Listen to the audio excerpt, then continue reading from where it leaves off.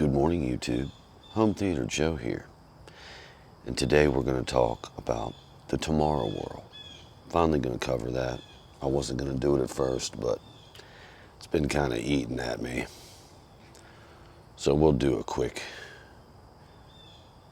review on that. Before we do though, I don't know if you can see that because of the glare. Glare's real bad. We got to talk about the Great Wall before we talk about the Tomorrow War. Now, I know, you're probably wondering, why do you have a copy of The Great Wall? It's a terrible movie. Well, probably the same reason I keep a copy of Mortal Engines laying around. Like it or not, like Matt Damon or not, which I really don't, or like this movie, it's reference quality. Audio, video. Video is probably better than the audio, but the audio is good. So, reference quality film. But there are some real similarities between this and the Tomorrow War. Let me start by saying the Tomorrow War was made by Paramount and bought by Amazon. So this is how it came to be on Amazon. I think it was supposed to be in theaters in December of 2020. Thank you, Mr. H, for that information. If any of you haven't seen Mr. H reviews, you should really go check out his channel. Awesome channel about movies. I don't know how this guy doesn't have 1 million subs. So go check him out. It's real cool. Let me get to the similarities. Why am I talking about the Great Wall to talk about the Tomorrow War? Hollywood's been doing this thing for some time, but the Great Wall is a perfect example of what exactly they've been doing. Let's just imagine the American market for movies. Let's say you make a really good movie, and in the American market, the domestic market, that movie catches, I don't know, $300 million at the box office in a month, we'll say. Let's look at Hong Kong cinema. Ooh, wrong word. Let's look at Far Eastern cinema.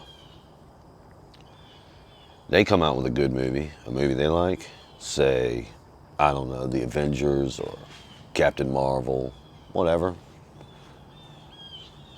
A successful movie over there, 800 million.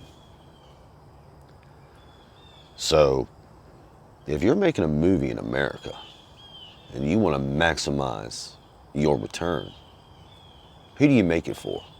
The American box office or the Far Eastern box office? Are you making a movie for the 300 million in sales you're going to get US side? Or are you making a movie for the 800 million sales you're going to get China side? So, the Great Wall. Wow, birds are going crazy.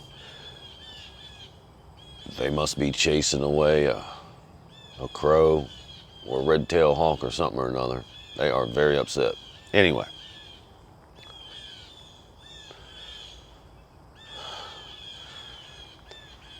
The Great Wall, video, audio, it's reference quality. I've seen it, you know, half a dozen times because I like the way it looks and sounds. Not because the movie's particularly great. It does have William Dafoe in it, though. That's a good thing. Matt Damon, William Dafoe, who cares? Look, so we've already established that Hollywood is probably not making movies for Americans anymore. Right? That's just the way it is. Hollywood, these major motion picture studios, they know that all the money is in the Far East. So, the Great Wall, one more time. Good movie, reference quality movie. But it was not made for American audiences, you know. That's just the way it is. You may recall a movie called The Last Samurai with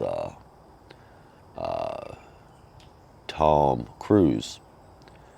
It occurs to me that that movie was not made for Americans. Probably. What's another movie where Hollywood has changed? I mean, there's lots. Actually, the remake of Red Dawn. The enemy in the remake of the Red Dawn was originally supposed to be the Chinese. They got all pissed off about it and said, no, we're not going to air your movie over here if you do that. So what they do, they just threw it in North Koreans. Why not? Quentin Tarantino recently makes a film, Once Upon a Time in Hollywood, and it can't be shown in China because they don't like the way he depicted Bruce Lee, which, honestly, I thought that was a little harsh, Quentin Tarantino. I digress. Now let's get to the Tomorrow World War. I keep saying world. I don't know why. The Tomorrow World. There you go again.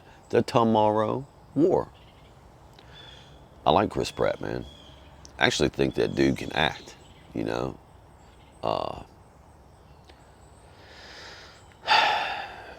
Alas, though, I can see what they wanted to do with this movie. Amazon paid over $200 million for this movie because they thought it was going to, I think, be very inclusive. I thought that if you look at Amazon, the Indian cinema, not Native American, but Far Eastern Indian cinema is very prevalent on Amazon. And we have a lot of Far Eastern Indians here, stateside, so I'm sure that's a big part of it. Like, they want to cater to everybody. So I think they thought that, hey, we didn't have to make the movie. All we have to do is, buy it, put it on a platform, and it'll get a lot of views, which I'm sure it did. So there's no real bad guy in the movie. Have you noticed this lately in movies? Like, we got the Avengers, or we have Battleship, or you have the Great Wall. Now you have the Tomorrow War. And there's no real enemy in this movie. So nobody to be mad at. That's fine, I guess. We're just fighting aliens that have been here thousands of years. Oh, and by the way, global warming. Global warming. Yeah. So as you know, I try not to talk plots and stuff too much. That's all I'm going to say about that. But,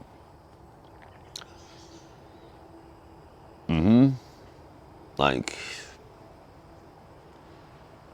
all right, now let me just get off how bad the movie was, honestly, and get to some technical stuff. The audio track for this movie was terrible.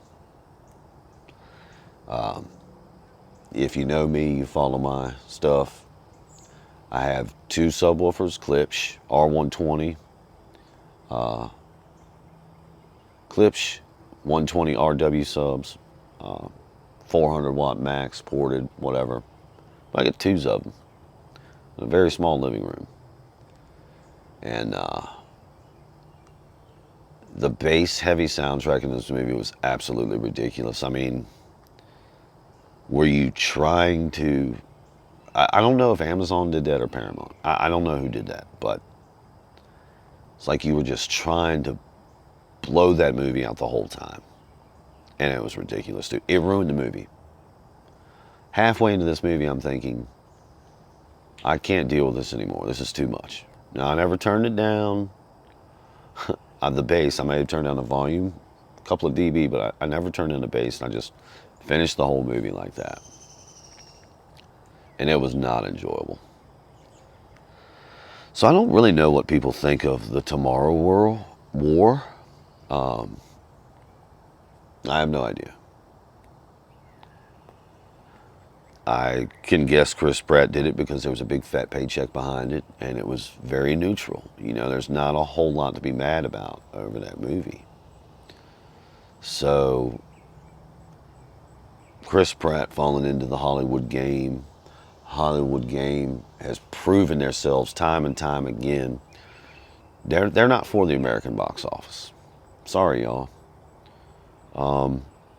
They're for the Chinese box office. In the story, period.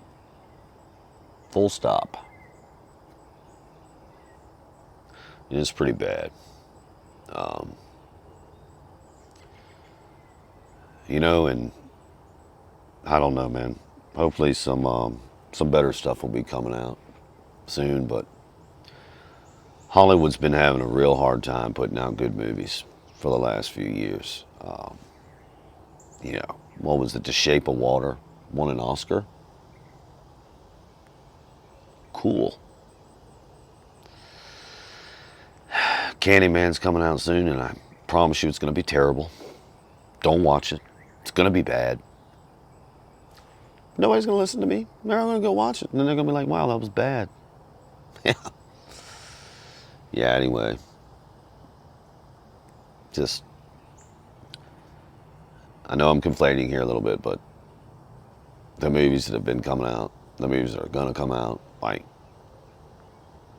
get out of here, dude. I'm just rambling. So, yeah, that's the Tomorrow War. As always, thank you for listening. Be good. Be safe.